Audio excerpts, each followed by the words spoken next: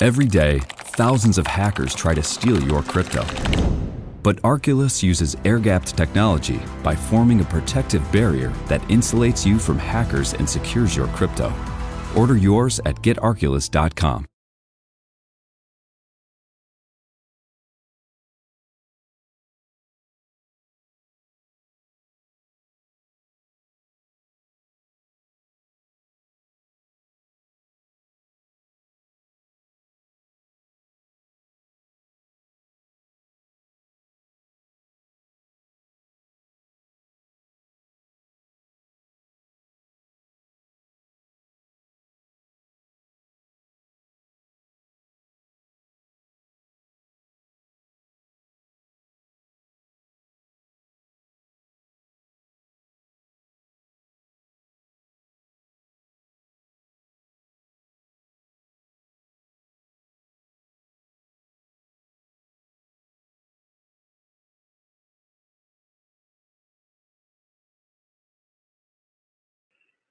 Tuesdays is known as $2 Tuesdays at wagertalk.com and sportsmemo.com, where you can get the hottest handicappers' best bet or daily package for only $2.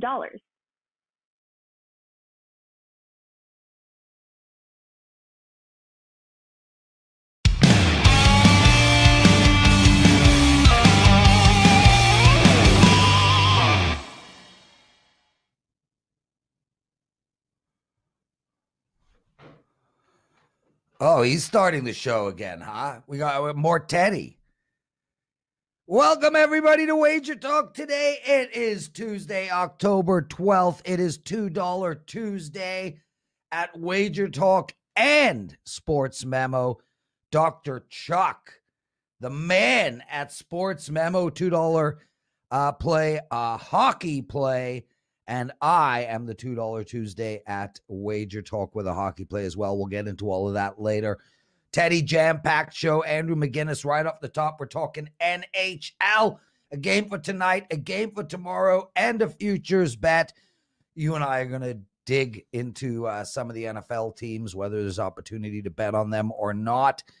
Your big game breakdown, my daily presidential address, and, of course, Dave Sharapan. How you doing, brother? What a crazy night between Indianapolis falling apart, Baltimore just killing it in the second half, and John freaking Gruden.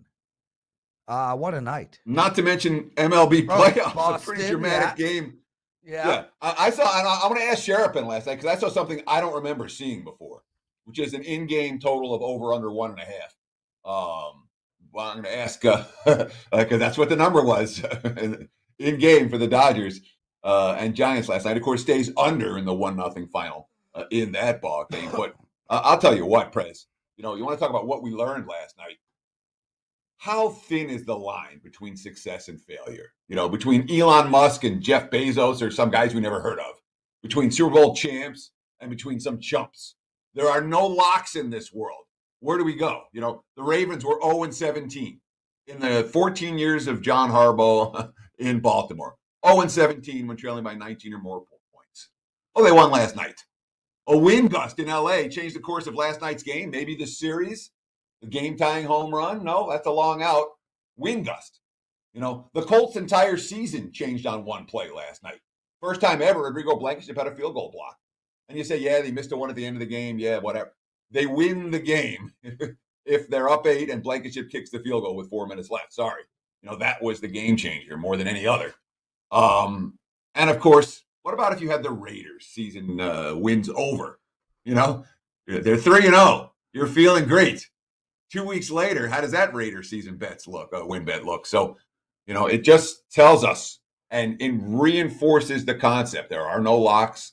Things change, random things can and will happen. That was certainly the case on one of the more exciting Monday night sports days you'll ever have, Prez, or you'll ever see. What about you? What'd you learn last Man, night? I mean, Frank Reich's press conference after, did you watch it? He came out and he was pretty positive, dude. I mean, he was like, hey, look, we lost, but we're doing great things. We're coming together as a team. Things are looking positive moving forward. I mean, he put a complete positive spin on a absolute disaster, and what really could have been and might end up being their season-destroying loss. Sure. I don't know what to make of it, though. I want to see an angry, pissed-off coach when their team falls apart like that, and he was the complete opposite. I wonder what that means. Well, I don't necessarily want to see an angry, pissed-off coach. I want to see a coach that's doing the right thing for his team in that situation. And, you know, it's a Colts team that has been through a fair bit of hardship this year. And to see the coach off a blown loss like that, where instead of being 2-3 and being live, now you're 1-4, and boy, what's the rest of this season going to look like? For him to put a positive spin on for his team makes perfect sense.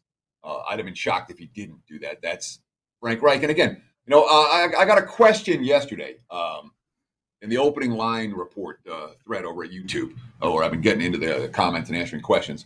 And I got a question, you know, asking me about it, when it. I lost my train of thought completely. God, I hate that, Prez. Back to you.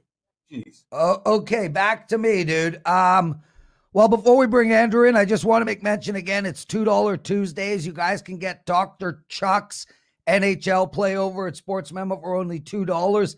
Last year, he hit 111 units, 57% win percentage, 129.97. He is exceptional in ice hockey. You can grab his play over at Sports Memo. And my $2 Tuesday play in hockey goes tomorrow. There are only 2 games tonight. And I was 84% return on investment in the regular season last year in hockey, and I started off 7-0. So, guys, take advantage of both of those. No reason not to grab both $2 Tuesday, Sports Memo, and Wager Talk. We are done with that. Let's bring in the kid, Andrew McGinnis. Happy New Year, bro. What's up, guys? Big day today. Yeah, that it certainly is. Biggest day tomorrow for soccer, but we can't talk about that. But Carm invited me to go see the Canada-Panama game, and I literally turned it down because I wanted to see the opening night Leaf-Habs game. I got issues, Andrew. Dude, welcome to the show. Puck time has begun. Tell us about that, and then Teddy, take over. Yeah, Puck Time was recorded and live before this show happened. Wager Talk today. It's a great show. We're going to have some rotating guests. Carmine and I are the hosts every single day. Prez will be on tomorrow, actually on Wednesdays. But lots of promos, free picks, future wagers, best bets at the end, like other shows you see featured. And we're going to try and, just incorporate everything. Totals, prop plays, anytime goal scores. We're really going to try and shake it up. Bring some entertainment and information, but really excited for the following this year we have on Wager Talk TV to try and bring some more hockey followers over there because last year was awesome, Prez, and hopefully it just keeps on growing.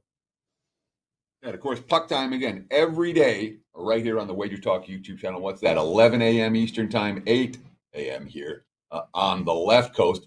Let's get into some games.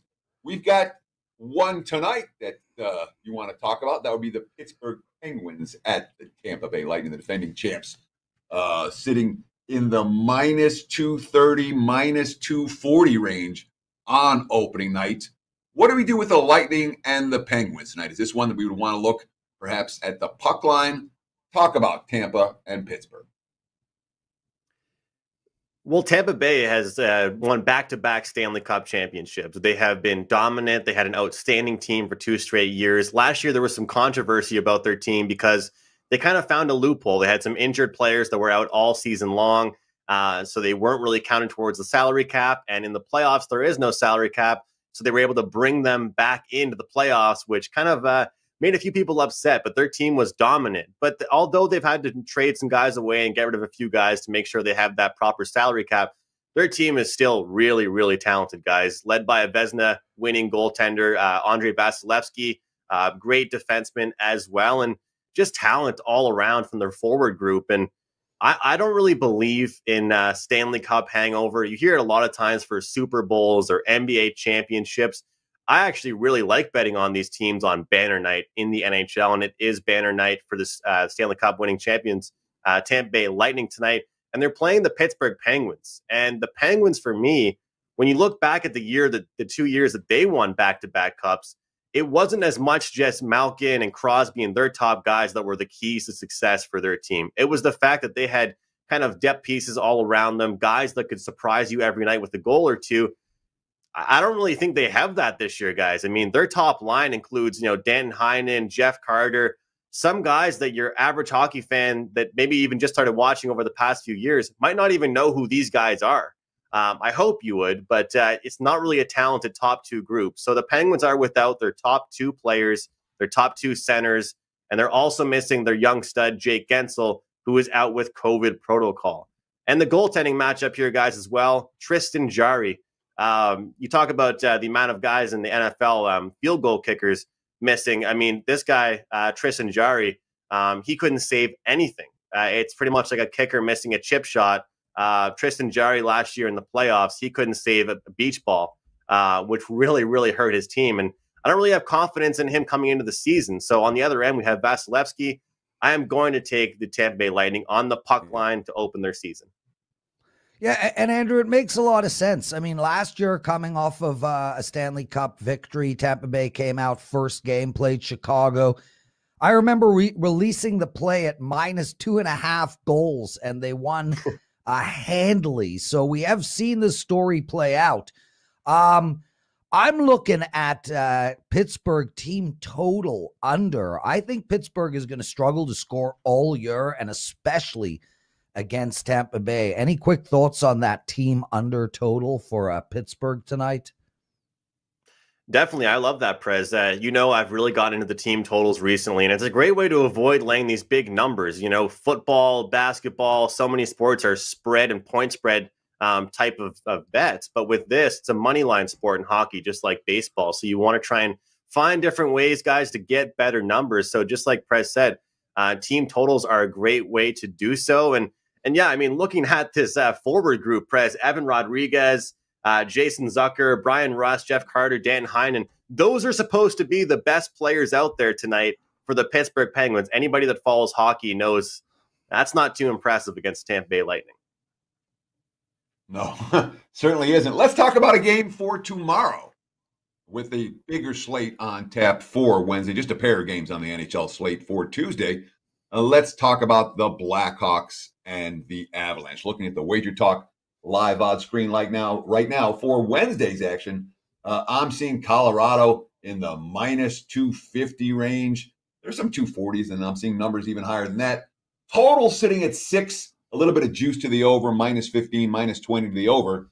What do we do with the Blackhawks and the Avalanche opening night in Colorado on Wednesday? Well, it was funny, guys. Last year in the Puck Time live chat room, you like to check in and appreciate everybody that tunes in live to our Wager Talk TV videos. And we had some guys saying, I don't want to hear your total bet. I want to hear a side on this game. Don't give me the total stuff. Well, the good news is if you cash a ticket on a total, the money spends the same. The old-fashioned saying everybody uses. And I'm a huge totals guy. So I wanted to give a side play, total play, and a future play on today's show. And with Chicago and the Colorado Avalanche, I'm looking over the total of 6 in this game. Chicago is a huge over team. They have been for several years, and they have a great forward groups, really fast. They have their captain, Jonathan Toews, back. He was out all year last year, guys, with I think he had a weakened immune system and some type of health protocols. So he wanted to take the year off last year. He is back and healthy, feeling great. He had a great preseason. They played him a lot more in the preseason than they normally would have, just because he wasn't around last year. They did pick up Marc-Andre Fleury from the Vegas Golden Knights. They will be a bit better in the goaltending situation, but I'm still not really too high on their defense, which, as we know, has broken down on them quite a bit on the season. And the Colorado Avalanche, a team that fell short last year in the playoffs, but they have a crazy good forward group, and it's led with their speed. They can get up and down the ice like it's nobody's business. Several guys like McKinnon, Rantanen, Landeskog can get the job done. But here's one point I want to make about the Colorado Avalanche out there for all the hockey fans ready to jump to the window to bet them every night, guys. They have a lot of defensemen that love to jump into the rush. And it's great, but I feel like they've almost drafted too many guys that play the same. They don't really have any defensemen that are stay-at-home defensemen anymore, guys. What that means is if you have a defenseman jumping into the rush to try and create a fourth forward and you turn that puck over, all of a sudden we're getting lots of 2-on-1s going the other way. And they have, 3, 4, defensemen now on their roster that all love to join the rush. And if they make a turnover, it's not going to look pretty on the other side. So losing their goaltender as well with Philip Grubauer. We'll have to see how Darcy Kemper plays for the Arizona Coyotes. This should be a fun game to watch for tomorrow night, guys. Give me the over 6. Yeah, and Andrew, before I get into that game, I just want to make mention we got a great promo up for you. Anybody want to try Andrew's hockey for a week, 7 days, only $39, literally $39 for 7 days of his hockey. Use the promo code AM39. And Andrew, I agree with your take on this game, but I'm telling you guys, Colorado is definitely one of the favorites to win the Stanley Cup, and I think that is correct. I love this team, but don't sleep on the Chicago Blackhawks this year. This is a much improved hockey team, especially offensively with Taze Backduch, or however you pronounce his name, now entering the season healthy. I actually think it is worth a small flyer to take the Blackhawks opening night at plus 200 and change. I wouldn't be shocked if Colorado takes a couple of games to warm up and get going. Any thoughts on the value Chicago gives us moving forward?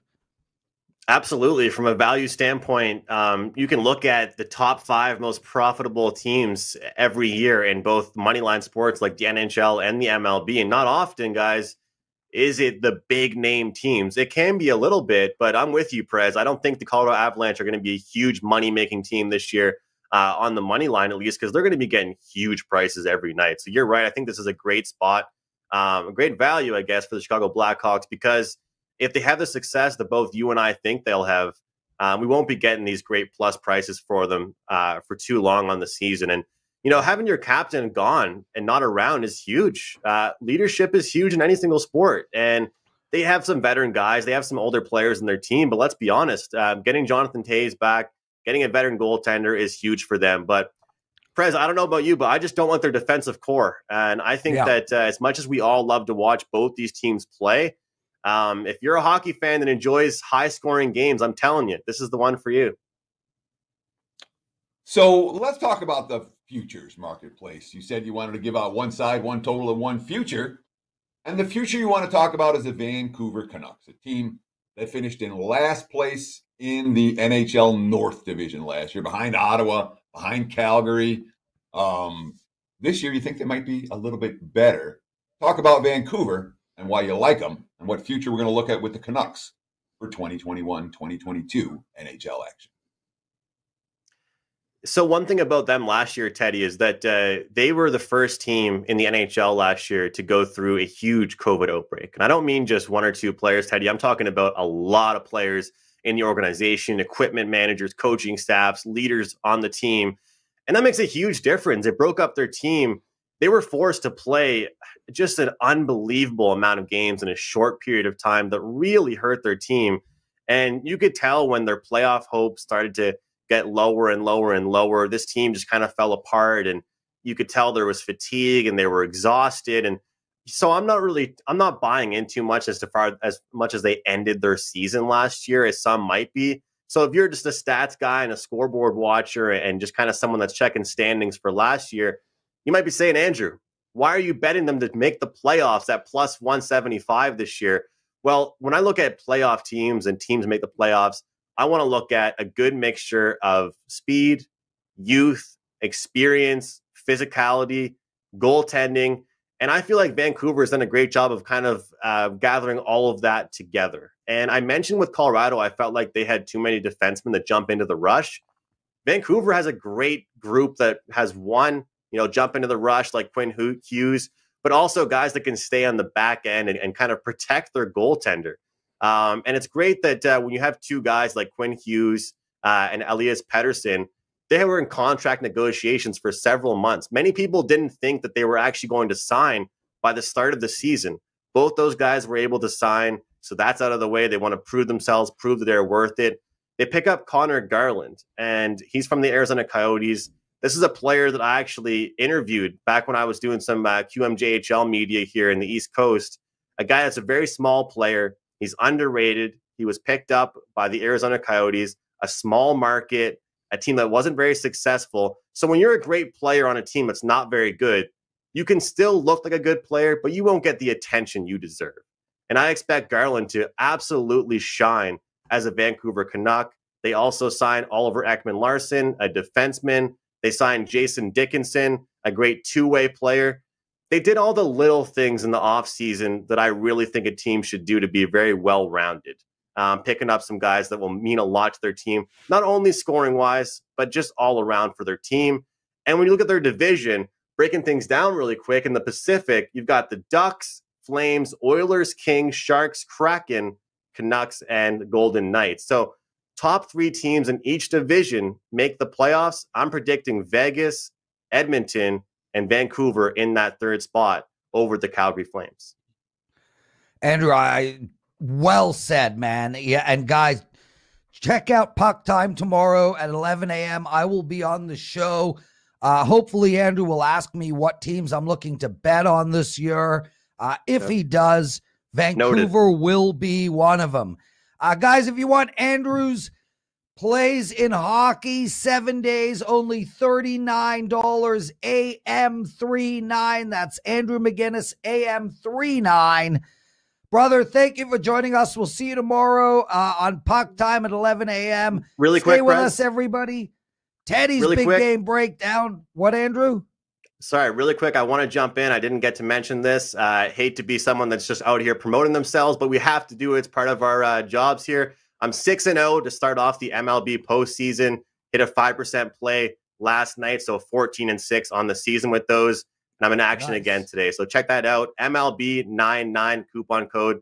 Get the rest of my MLB playoffs for only $99. Okay, there you go. Now, next time, you might want to put those streaks in Slack so Teddy and I can promote you. Get out of here, McGinnis. Stay with us, everybody. Tons more to come. Would you like to bet $20 and win $100 at BetMGM regardless of your wager's outcome and get $100 in free wager bucks? Just go to wt.buzz/MGM for more details and find out if you're eligible for this amazing offer.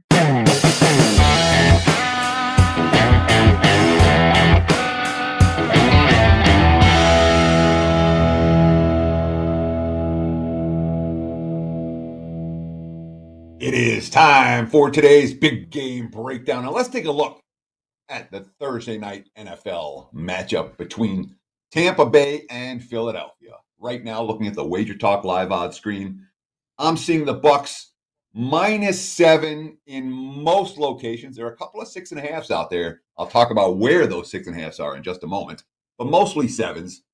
Total sitting in the 52 range. And let's start with this. All right. I have a big note that I typed for myself watching Tampa Bay last week when I bet against the Bucks. The wrong side loser says, "Don't bet against Tampa Bay." And you know what we have to do in this game? We have to bet against Tampa Bay. If we're going to get involved, the only way to get involved in here is to look at the Eagles plus the points.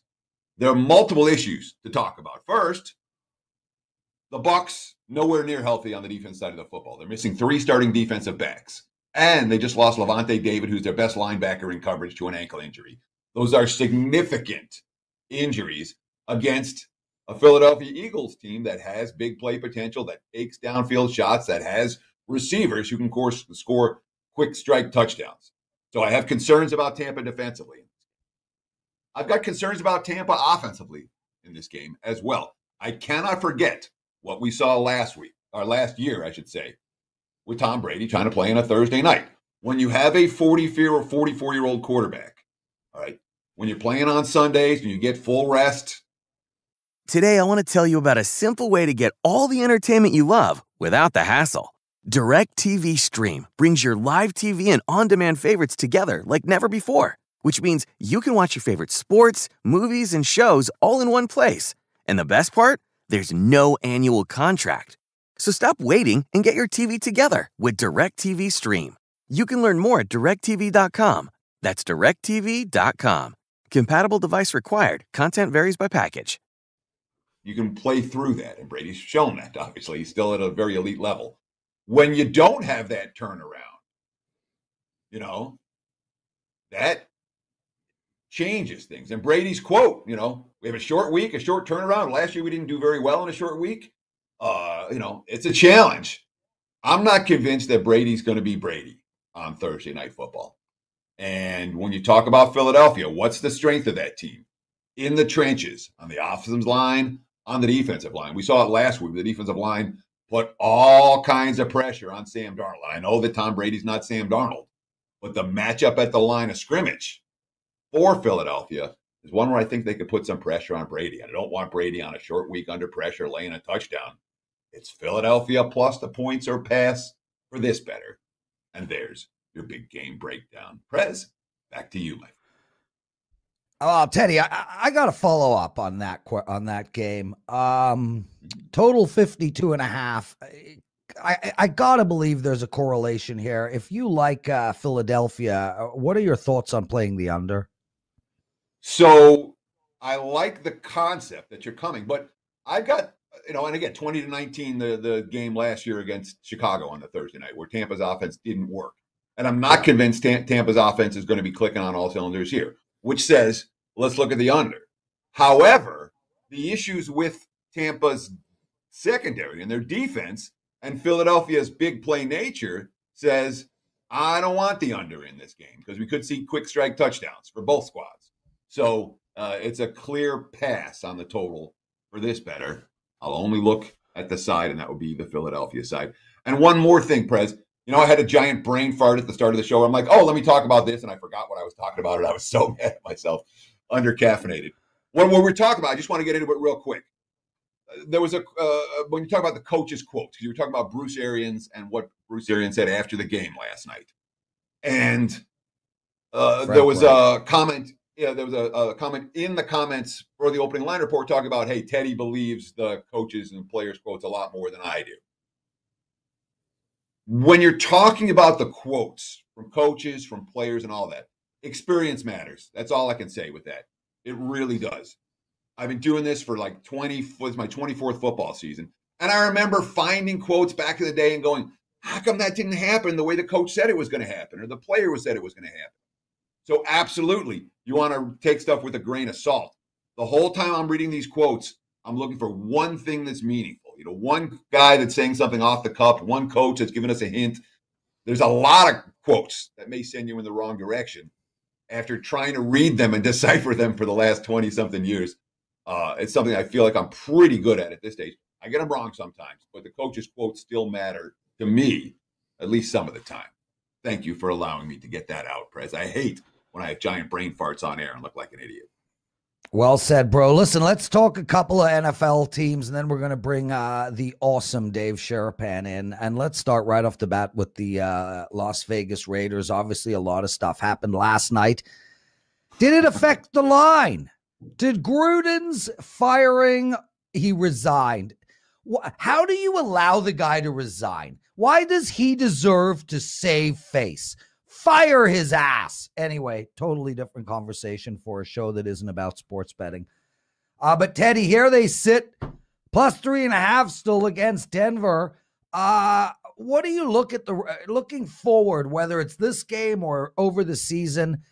Are the Raiders going to be a bet against team or maybe a bet on team? Or is this going to galvanize them? How's this going to play out? So I just want to say that if you fire him, he has a 10-year guaranteed contract. If he resigns, it's a different story. Okay? That's one. Fine. Issue and we all know two, he was fired. Issue number 2, Prez, there's not a one of us, not you, not me, not Sherapan, not a one of us, who if every email we ever wrote was scrutinized, that would survive the test. Wouldn't happen. Okay. Yeah, Teddy, I have never written one email, not one, other than against Dave Sherapan. I've never written one email that is even close in nature to the emails he wrote. And although I haven't read him or seen him, it's a lot. I mean, he's all inclusive. I mean, give him credit. He literally was mean and rude to everybody. So consistently, it was impressive. Which is why, if anyone went through your email, again, a thorough no chance search through any of our emails is going to come up with something bad. It's gonna, because you talk a different way with your buddies and you talk on it. Brother, Teddy, we run a betting show. Nobody cares about this conversation. Yes. Are the Raiders a bet on or a bet against team? So the new Raiders head coach, Rich Bisaccia, I believe is the way you pronounce his name, Bisaccia, was a special teams coordinator. He's a guy who's been a career assistant, 20 years in college, 20 years in the NFL. I'm not convinced he's a circle the wagons guy. Oftentimes, a team in the first game after things go south with a head coach, they'll come up with a strong performance. I wouldn't be shocked if the Raiders do that this week. But, you know, I loved Denver yesterday. Loved them first half. Today, you tap the brakes a little bit because the circumstances have changed.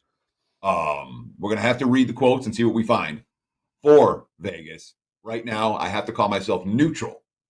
There's not a bet. It's not bet on, not bet against. It remains to be seen. The Bills, best team in football, in my opinion. I don't know, though, if we're going to see a lot of value in betting them moving forward. Any thoughts? Agree. The national TV win and the way they did it over Kansas City, blowing them out, creates a problem for value on the Buffalo side of the equation. I've got the Bills and the Bucks right at the top. I don't have Buffalo standing over Tampa Bay. But they're certainly, you know, I had the Bills higher than the Chiefs prior to Sunday's game. That didn't change after Sunday night's game at all. Let's go converse. KC, the Panthers, and the Browns. I think there's value on all three of these teams moving forward, Teddy. You know, I think we're finally going to see Kansas City's lines come down. I still think they're a good team. They were missing Chris Jones on Sunday. And the Panthers, I can't make heads or tails of the Panthers right now, but their defense is outstanding. And the Browns, Teddy, I think this Browns team could be one of the best teams in football. I like that they're coming off of a loss. I think all three teams are going to offer us some value moving forward. Thoughts? I'm not with you on Kansas City. In particular, let's talk about the Chiefs. You have a team that lost the Super Bowl last year and a team that's ranked dead last in the NFL in 52 different defensive categories. Those are two giant red flags for KC, and I don't see the Chiefs as all of a sudden the market's starting to ignore Kansas City and say, oh, this team that's made everybody money has been the most public team in football for the last couple of years, are now this betting. And let's not forget, the Chiefs have continued to get significant betting market support, despite the fact that, what are they now, 3-13 against the spread their last 16 games? So they've crashed and burned, and people are still betting on Kansas City.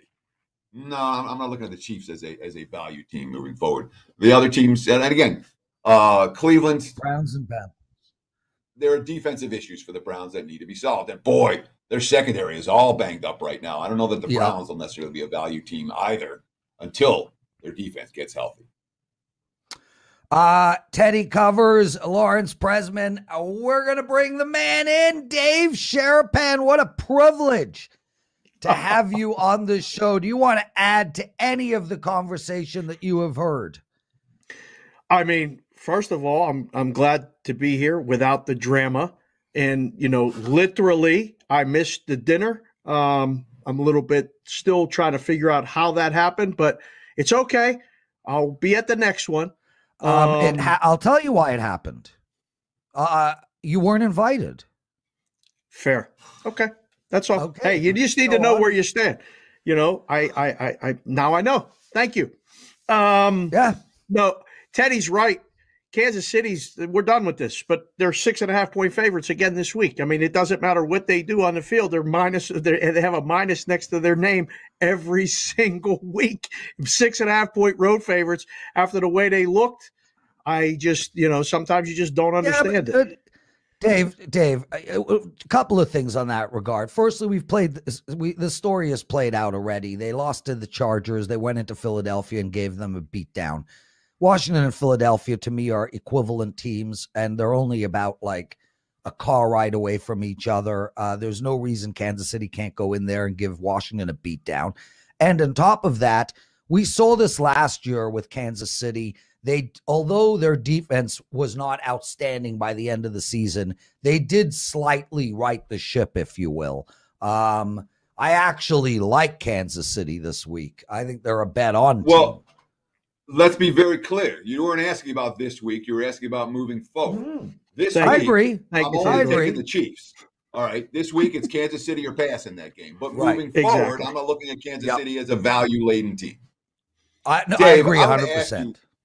I want to ask you something. Let's talk about today's baseball a little bit. We haven't talked any baseball on today's show. Yes. But I saw something last night that I don't remember seeing. And it's probably been out there. Maybe I haven't paid enough attention. But the in-game total was 1.5 for Dodgers-Giants. You ever seen that before? Nope. Never. I see the team total 1.5, but never seen a game total 1.5. But you live here. I live here. You felt that wind when you go outside. Well, that wind was blowing in L.A. too. There was a lot of wind, and it looked like there wasn't going to be a score. I don't know how Longoria's home run actually went over the wall, but it did. It was almost impossible, looked like, to put together 3 hits to score a run yesterday, and they weren't walking anybody. But no, to answer your question, never seen an in-game total of 1.5. 2.5 is the lowest I've ever seen, and I saw that as well. I was on the air on Sports Grid. I was like, what is going on right now? This is 1.5. And I think I would bet under. It was 1-0. And I said, there's no way. I don't think either team is scoring right now unless there's a hit, a bloop, or a wild pitch or something. It didn't look like anybody was going to score. And it was juiced to the over. So you could have got a plus price with the under 1.5, even as late as the bottom of the 8th. Last night, but heck of a ball game, obviously. But when you talk about things that you haven't seen ever, you and I have been doing this a while. Yeah. And when you say I've never seen this before, those start to stand out. I want to ask you a Raiders question before we get into MLB real quick. Okay. What do we do with the Raiders now? When a team fires their head coach like this, is that a bet on situation? Is that a bet against situation? What do you expect the bettors to do, and what do you expect to actually happen? Well, I can tell you this from the book standpoint. The books didn't really believe anything that they've seen with the Raiders up to the 3-0 point. Like, it was 3-0, and it was like, okay, how much do you need to adjust the odds? Because when you look at the rest of the schedule, are they really going to make the playoffs? How many more games are they going to win? Their season total was like 6.5, 7 before the season. It got off to a good start. Now, with all this stuff going on, it doesn't affect like the game this week directly yet, but it will. And I think bettors will bet against them. And you're right. It's been historically when a coach gets fired, especially in the everyday sports like hockey. In hockey, it's money. When a coach gets fired, you bet on that team the next game. It's a winner, I think, 70 to 80% of the time. We could probably have Ralph look it up. It's ridiculous how, and I used to shade the lines like that immediately. When I found out a coach got fired, jack up that team, or if they were the dog, lower it immediately because it was a winner a lot. In football, I don't know. It seems like there's so much going on, not just off the field, but like on the field. The Bears kind of exposed them for what they are, right? Pressure the quarterback, and there's nothing happening. They don't run the ball. They can't pass the ball if you cover wall or you cover everything. So I think you'll see, Teddy, in the market, the bet against the Raiders will start to happen, and the numbers will probably get inflated where, when they're on the road, it'll be a point or two higher. And when they're at home, I don't know how many more times at home they're going to be more than a field goal favorite. I didn't go through the schedule yet because I've been so focused on the baseball. But forget about laying points with the Raiders at home. Yeah, the Broncos now 3.5 over Las Vegas, pretty much everywhere. And signs, I'm not seeing strong signs, but the signs are it's more likely to go higher than lower on that. Let's shift our focus to today's MLB. Obviously, we want to give our viewers as much actionable information as we can on any given day. 3 baseball games of 4 today, 1 early start, Houston and Chicago. One mid-afternoon here in Vegas. That would be Milwaukee and Atlanta. And, of course, the nightcap, we have San Fran and L.A., who provided us with a very entertaining series so far. What are you seeing in terms of the sharp action? Do you have any opinions on any of these games? Talk about MLB playoffs for Tuesday. So I'm going on the MLB network to do that show Better's Eye right after this show. They switched it. It's the day game after a night game. So we've been trying to figure out who's going to pitch. It's so hard when you do these playoff games right now, just trying to find the information of who's pitching and who's in the lineup. So start Houston, Chicago. The money came this morning. As soon as the books open, Houston's flipped the favorite. I mean, it's coming. Houston's going to end the series. When do you get the Astros at any plus money or a short price? Well, I think the market has spoken. I personally think that Rodon not pitching for a while is actually a plus. I think you can see this as two different things. Him not pitching for a while means a disaster for the White Sox. Houston finishes the series today and closes it out. Or him being a lefty and not having a lot of familiarity with the Astros is a good thing for the White Sox. I think the game goes over. McCullers was so good in game one. I think the